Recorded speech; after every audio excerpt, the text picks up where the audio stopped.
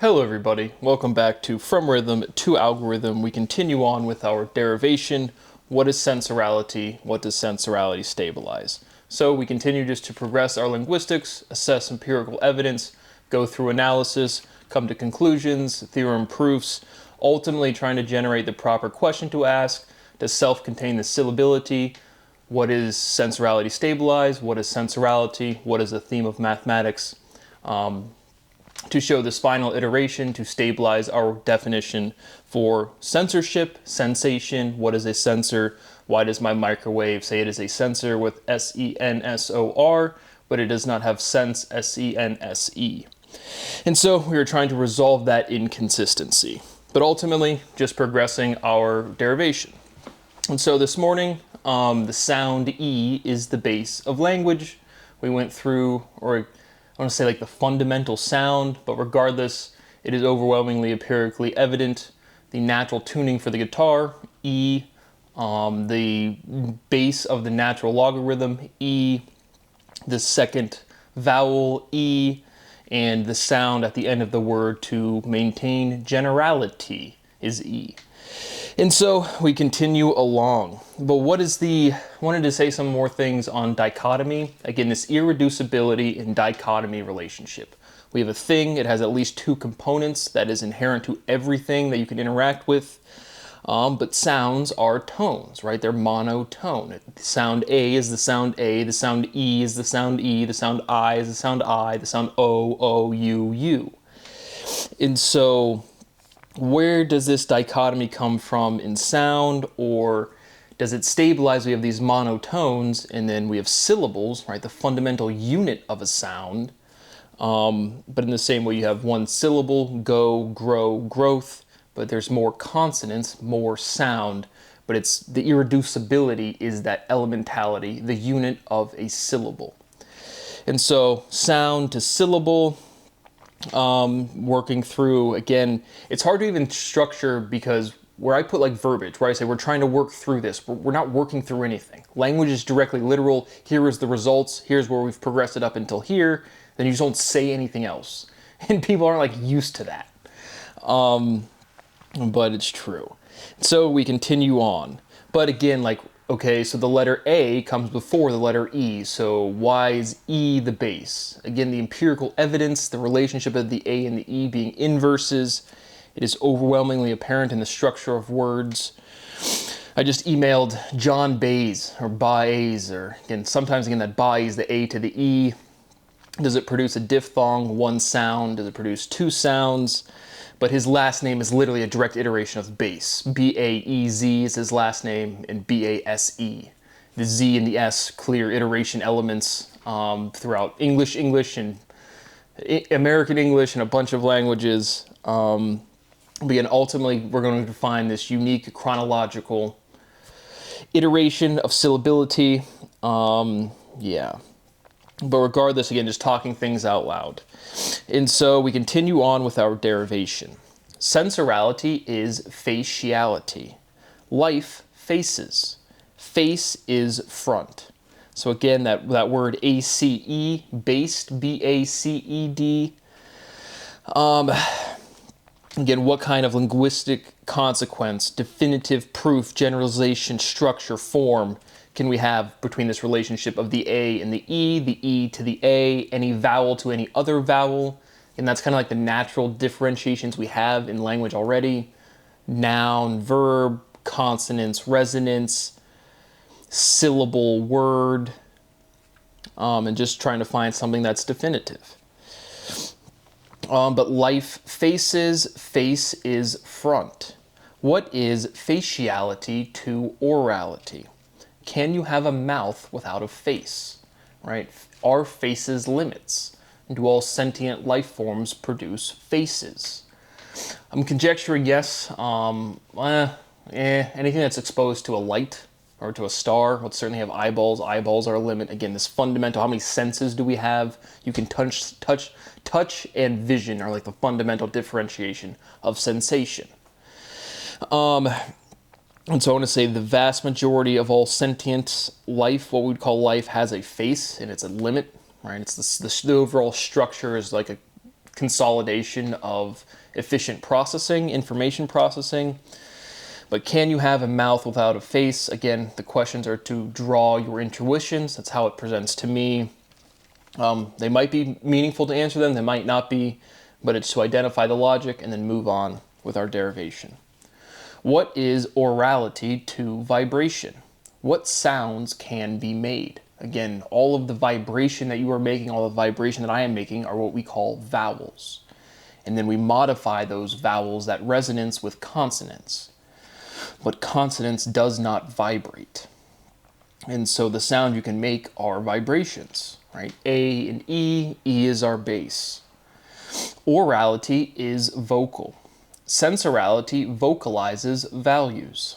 Sensorality verbalizes. The base of verb is E. So another aspect, analytical process throughout this derivation, right? Ing is this fundamental syllable for vibration, directly from our physical intuition. What is ing to E? Ing to E. But directly, literally, E is the base of verb. Verb is the base of like all word forms. And you kind of like, again, start out with nouns and then you put ing at the end of anything to make it a verb. We haven't really established the chronology as to why you do that. It's another one of these. Ality at the end of the words is clearly the generalizing syllable. We've already proven that in the context of speciality. We've not proven that in the context of sensorality. But it's the same, again, going from why do we put ing on the end of words? We clearly do it, but like, and what is the linguistical chronological development as to why ing is the base of wing and sing and ding and fling and all of these other word forms. And then you have a noun and you put it at the end of the word. And so we haven't really established that chronology. That's not a big step though. What was the first word? So we've addressed this directly, very confident that the word is go, but just to consider, right, why not be, right? Being. I'm a human being. So what other words would you think would have like potential to be the first word? To me, it would be the most fundamental words, one syllable, right, are fundamental dichotomistic things. Go, be. 2 letters, 1 sound, well-defined word. And so the be and go were the 2 things that kind of came to my mind. And then I have the sequentially, because again, we go, be kind of makes sense, and then be, go. You kind of need like a comma for that to make sense. Just something that came to mind. But if somebody says, I better be going, right? Because we're trying to find this chronology in words. So you use the word be, then go. That I better be going, that makes sense. Go being, again, is kind of like a get away from me, go. But just with this A and the E, right, go is based, the vowel is O. So it's like, they're all kind of circular, right? They all have closed shapes within the letters or the whole letter itself. What other analytical derivations or deductions can we make from this? Very confident go was the first word. Very confident the base of word forms is verbs. Vibes, verbs, that's direct. Just another consideration. Sensorality is be-ing. Sensorality do be like that. Sensing makes sense. Sensorality is sensory. Sensorality is censoring with an O. Just from sensory, remove the letter Y representing the sound E, and then add ing. We go from E to ing. Sensorality is censoring. Orality is censoring. Orality is answering. Again, back to that conjecture. Again, all of this resolution comes with the final demonstration of the iteration of the syllability. Answer, censor.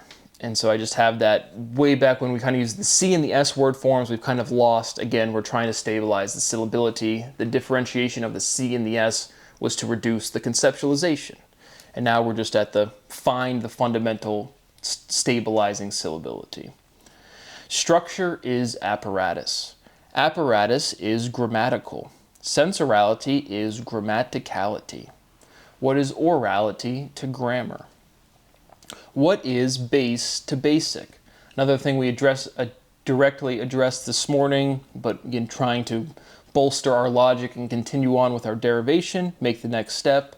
Again, basics is basis with a C. And then numerically, base is one syllable, basic to, basis to. So base is more basic than basis. Nice. But again, all of these letters, you just look at all of them as one big continuous thing. We're just trying to find, we're just moving along. Faciality is basic. Faciality is essential. Faces are essential. So now another logical renormalization, the most comprehensive thing we can say about sensorality. It's not the fundamental stabilizing reduction, but sensorality is faciality. In its complete conceptualization, faciality, like face with different consonants, yep, just that. Sentience, faces, facing confronts. Right? Face your fears. Sound, bases, logic. Logic, basic. Emphasizing the word forms, but sound bases logic is the direct, again, chronologically correct presentation as to why people say that logic is sound. Like literally logic is sound. Sensorality reduces dichotomy. Another thing we said directly this morning, can you reduce dichotomy? Yeah, it's cotomy. Sensorality is cotomality. Sensorality is chromaticality. Cotomy, chrome. Is bright shiny? Is shiny bright? So just continuing on again this morning, again, every step I just feel like on a personal level, because the intuition goes so fast. We see all of the steps, you've seen all of this derivation, and then it's like, this is a massive result, please stop torturing me. And the answer is just like, it just goes. And then it just goes away. I mean, I do so much derivation that no one step or no one part of proofing is like wow to me, truly. And then it's just gone, and then by the afternoon, literally, it's just like it will never come back, even though it's the most profound results in history. But again, this has been the same for 10 years. I mean, like I said, I'm not producing new results at this point. And on a personal level, like I said, it is torture. I don't want to go through this fundamental resolution process that I've already done to produce no new results. Because it's such a profound and disgusting abuse of my natural capacity, because my natural capacity, I cannot turn it off. And so you've just created this internal conflict on me on a personal level, and there's nothing else I can resolve. We just have to progress the logic, which is a physical limit, and I can't speed it up, I can't slow it down. On a personal level, I have this extreme incompleteness on a personal direct level. Like I want to go, again, I would rather, this is busy work to me. Like I would rather go progress my semantic understanding of different languages, truly. I would rather do a bunch of other things that most people would consider like derivative or like lower level. But like I've solved everything that you can solve in mathematics and physics and linguistics and what you would call theory. All of the big research questions are completely resolved, or the forms of them are completely resolved. So on a personal level, this isn't the content that I want to be doing. I would rather, the languages for sure, operating a business, which I can't do because of crime, just so many things that wouldn't be fundamental science, but fundamental science is completely solved. The engineering applications are completely solved, they're just not public. Well, not completely solved, but all of the big, engine, locomotion, communication, transportation, biology, a bunch of the, until the world acknowledges the science that's already known, there's no point to even attempt to pose a new fundamental open research question. And all fundamentality is resolved, truly. And so, I don't know why people continue to do this to me, but I will never live a day of my life, and I continue to emphasize to my estate and to the people in the future, anybody involved in the suppression of science, all of their assets, all of their wealth, everything that was built and created during this time is completely fraudulent, must be forfeited, must be seized, they must be thrown in prison, as severe of legal punishments as possible to exist, enforce them, and fuck everybody. The death and destruction that has been caused by people lying about science and being too stupid to know that's what they're doing is just flatly unacceptable. And as Attorney General and Ambassador of this whole fucking planet, the amount of life lost to the arrogance and delusion of the average viewer, probably this guy, whoever's watching this video, I'm sure your behavior, this probably sounds like compete over nothing, play sports, go, go, go, win, win, win, compete, compete, compete. Again, play fair. Let Brad into the public conversation, and I will just put you out of business in 5 fucking seconds. Very literally. I mean, you cannot produce a personal realization that I haven't proven mathematically with proof. You guys don't even know what proof is, so I just keep saying the same shit. That is what I have for now. I continue to beg for a little bit of mercy, to eat properly, to sleep properly, and to work. Absolutely no one gives a flying fuck about my existence. Thank you for watching. See you on the next one.